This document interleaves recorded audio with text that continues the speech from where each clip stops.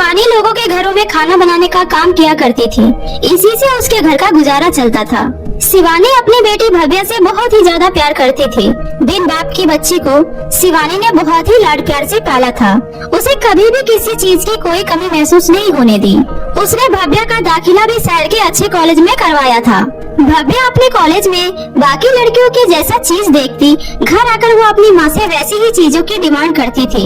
शिवानी अपनी बेटी की हर ख्वाहिश पूरी करने की पूरी कोशिश करती थी। एक दिन भव्या कॉलेज से घर आते ही अपनी माँ से बोलती है, माँ, मेरे कॉलेज की सारी लड़कियाँ पिकनिक पर शिमला जा रही हैं। मुझे भी पिकनिक पे जाना है। पिकनिक जाने के लिए मुझे 500 रुपए चाहिए माँ। शिवानी की साड़ी फटी हुई थी। वो अपनी नई साड़ी खरीदने के लिए पैसे जोड़ रही थी। उसके पास सिर्फ 500 रुपए ही थे, लेकिन वो अपनी बेटी की इस खुशी के लिए वो सारे पैसे उसे दे देती है। भव्या खुशी खुशी उन पैसों को लेकर शिमला अपनी पिकनिक टूर पर चली जाती है। कुछ दिनों बाद उसके कॉलेज की फेयरवेल पार्टी आती है। पार्टी में भव्या की सारी सहेलियाँ उसका खूब मजाक उड़ाती है, क्योंकि भव्या ने ना तो अच्छे कपड़े पहने थे, ना ही अच्छे सैंडल। अरे भव्या, कम से कम आज तो नहा धोकर कॉलेज आ जाती। सर का लड़का सीधा यही आ गई है क्या? या फिर आज तेरी वो गरीब माँ ने तुझे कपड़े नहीं दिलाए? एक एक करके भव्या के सभी दोस्तों ने भव्या का खूब मजाक उड़ाया। भव्या गुस्से से घर आकर अपनी माँ से कहती है, माँ, मुझे भी रागिनी की तरह नई नई फ्रॉक और सैंडल चाहिए। माँ, 2 दिन बाद मेरी दोस्त चंचल की शादी है। मैं चाहती हूँ कि शादी में मैं सबसे सुंदर लगूं। देखना, आसिमा की शादी में सब मेरी ही तारीफ करेंगे।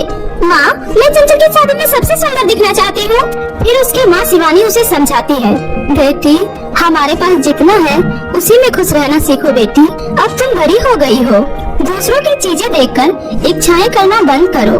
हम उनकी तरह नहीं हो सकते बेटी। लेकिन माँ, मेरे पास खुश रहने के लिए आखिर है ही क्या?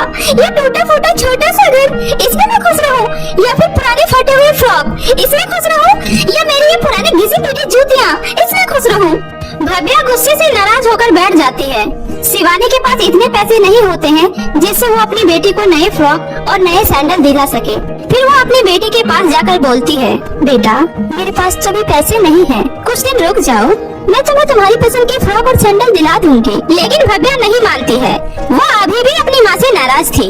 फिर शिवानी अपनी बेटी भव्या को उसकी पुरानी दोस्त श्रुति के पास जाने को बोलती है, बेटा, तुम अपनी पुरानी दोस्त श्रुति के पास जाकर उससे मदद मांगो, वो तुम्हारी मदद जरूर करेगी। श्रुति शिवानी की पुरानी मालकिन की बेटी थी। शिवानी जब श्रुति के घर खाना बनाने जाया करती थी, तब वो अपने साथ कई बार भव्या को भी अपने साथ काम पर ले जाया करती थी। जिस बीच भव्या और श्रुति की बहुत ही अच्छी दोस्ती हो गई थी। भव्या श्रुति से मिलने उसके घर जाती है। श्रुति भव्या को देखकर बहुत ही ज्यादा खुश होती है। भव्या, तुम मेरी दोस्त, हम कितने दिनों बाद मिल रहे हैं। मुझे तुमसे मिलकर बहुत खुशी हो रही है। और बताओ, कैसे हो? हम बचपन में कितने मजे किया करते थे, है ना? वे दोनों आपस में ढेरों बातें करते हैं।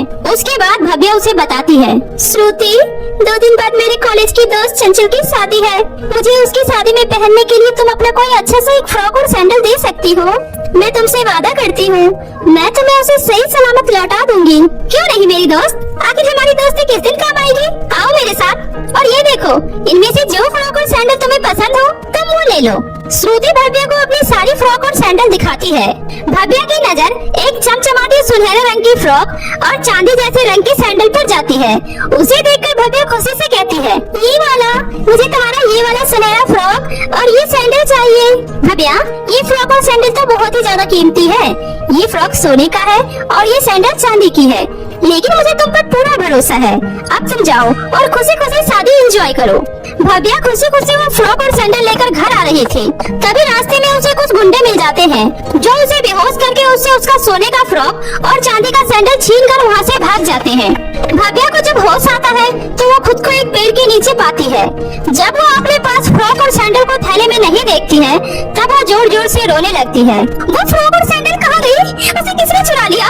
अब मैं श्रुति को उसके फ्रॉक और सैंडल कैसे वापस करूंगी? और मैं माँ को क्या जवाब दूंगी? अब मेरी माँ इतने सारे पैसे कहाँ से लेकर आएगी? हे भगवान, ये सब क्या हो गया? तभी वहाँ से एक बूढ़ी औरत सर पर गठरी लेकर अपने घर जा रही होती है, लेकिन उस बूढ़ी औरत के सिर पर इतना बोझा था कि उससे ठीक से चला भी नहीं जा रहा था। यह देखकर भव्या उसके पास जाकर बोलती है, लाइए दादी, ये बोझा आप मुझे दे दीजिए, मैं आपको आपके घर तक छोड़ देती हूँ। धन्यवाद बेटी, भगवान तुम्हारा भला करे। ये लो, बस ये पास ही मेरा घर है। भव्या अम्मा का सामान उठाकर उनके घर तक पहुँचा देती है। दादी, क्या आप यहाँ रहती है? ये लीजिए दादी, आपका घर आ गया। अंदर आओ बेटी, तुम बहुत ही अच्छी हो बेटी, लेकिन मैं तुम्हें कब से देख रही हूँ, तुम इतनी उदास क्यों हो? मुझे बताओ, शायद मैं तुम्हारी कुछ मदद कर सकूं। नहीं दादी माँ, आप मेरी मदद नहीं कर पाएंगी, लेकिन फिर भी मैं आपको अपनी परेशानी बता देती हूँ। फिर भव्या उस दादी को अपनी सारी आपबीती सुना देती है। यह सब सुनने के बाद वह दादी उससे कहती है, तुम यहीं रुको बेटी, मैं अभी आई। और फिर उसके बाद वह दादी भव्या को एक चमचमाती सोने की फ्रॉक और चांदी की सैंडल देती है और बोलती है, ये लो बेटी, तुमने मेरी मदद की है, यह उसी का इनाम है। लेकिन दादी, ये तो बहुत ही कीमती है, मैं इसे आपसे नहीं ले सकती। दादी के बहुत समझाने के बाद भव्या उसे लेने के लिए राजी हो जाती है और फिर वो बहुत ही खुश हो जाती है। लेकिन उसे इस बात का दुख होता है कि मैंने तो श्रुति की फ्रॉक और सैंडल को खो दिया, उसके बदले मैं श्रुति को यही फ्रॉक और सैंडल दे दूंगी। लेकिन जाने से पहले वो दादी अम्मा उससे कहती है कि याद रखना बेटी, यह कोई मामूली फ्रॉक और सैंडल नहीं है, इसका सही इस्तेमाल करना।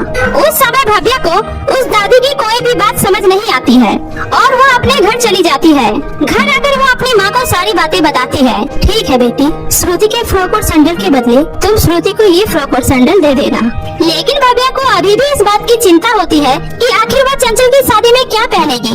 उसके पास तो कोई अच्छे कपड़े थे ही नहीं। तभी वो बोलती है, काश मेरे पास भी अच्छे फ्रॉक और सैंडल होते तो मैं भी अपने दोस्त के बीच अच्छा दिखती। भव्या के इतना बोलते ही उसके सामने एक बहुत ही अच्छा फ्रॉक और सैंडल आ जाता है। भव्या को बहुत ही ज्यादा हैरानी होती है, अरे ये फ्रॉक और सैंडल यहाँ कैसे आया? माँ, ये आप लेकर आई हो मेरे लिए? लेकिन उसकी माँ घर पर नहीं होती है, इसलिए भव्या को कोई जवाब नहीं मिलता और वह बहुत खुश हो जाती है। अगले दिन चंचल की शादी में वह उसी फ्रॉक और सैंडल को पहनकर जाती है। उसके कपड़े और सैंडल को देखकर उसकी सारी सहेलियां उससे पूछती है, अरे वाह भव्या, तुम्हारे फ्रॉक और सैंडल तो बहुत ही अच्छे हैं। हाँ भव्या, आज तो तुम बहुत ही खूबसूरत लग रही हो। यह सब सुनकर भव्या को बहुत ही अच्छा लगता है। शादी खत्म हो जाने के बाद भव्या जब अपने घर आती है तब वो देखती है कि उसकी माँ की तबीयत बहुत ही ज्यादा खराब है। काश मेरी माँ को इतनी मेहनत करने की जरूरत नहीं होती। काश हमारे पास भी अच्छा घर होता जिसमें मेरी माँ आराम से रह सकती।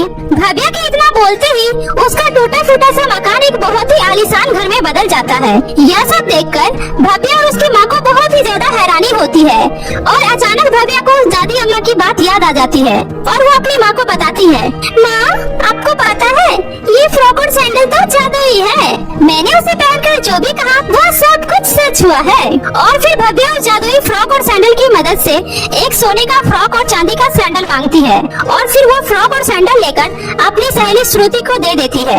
घर वापस लौटते समय उसे रास्ते में वही दादी अम्मा दिखाई देती है और वो उस अम्मा का धन्यवाद करती है। लेकिन वो अम्मा उससे कहती है, लेकिन बेटी इस बात का ध्यान रखना, यह फ्रॉक और सैंडल वही इच्छा पूरी करती है जिसकी तुम्हें सच में बहुत ज्यादा जरूरत होती है। अगर इस फ्रॉक और सैंडल से लालच में आकर कुछ भी बहुत ज्यादा मांगा तो उसका परिणाम अच्छा नहीं होगा। लेकिन भव्या दादी की बातों पर ध्यान नहीं देती है। भव्या के मन में लालच आ जाता है, अरे वाह, ये फ्रॉक और सैंडल तो मेरी सारी इच्छा पूरी कर सकती है। और फिर भव्या जादुई फ्रॉक और सैंडल से बहुत सारे पैसे मांगती है और एक बड़ी सी गाड़ी भी मांगती है। तभी वो जादुई फ्रॉक और सैंडल गायब हो जाता है और उसका सारा पैसा और गाड़ी भी गायब हो जाता है, क्योंकि वो सारी चीजें अब लालच में मांगी गई थी। उधर उसकी माँ की तबीयत भी और ज्यादा खराब हो जाती है। तब भव्या को अपनी गलती का एहसास होता है कि उसने लालच में आकर अपना सब कुछ गवा दिया। काश उसने उस दादी की बात को मान लिया होता और उसके पास जितना था उसी में खुश रहती तो आज उसकी माँ की तबीयत ठीक होती। भव्या उस दादी अम्मा के पास फिर से जाती है और उसे अपनी माँ की तबीयत को ठीक करने की प्रार्थना करती है। मुझे माफ कर दीजिए दादी, आज के बाद मैं कभी लालच नहीं करूँगी। मेरे पास जितना है मैं उसी में खुश रहूंगी। बस मेरी माँ की तबीयत ठीक कर दीजिए दादी। बेटी, तुम्हें तुम्हारी गलती का एहसास हो गया है तो सब ठीक हो गया है। अब तुम अपने घर जाओ, तुम्हारी माँ बिल्कुल ठीक है। भव्या के घर पहुँचते ही वो देखती है कि उसकी माँ बिल्कुल ठीक होती है। फिर वो अपनी माँ को गले से लगा लेती है और दोनों माँ बेटी प्यार से रहने लगते हैं।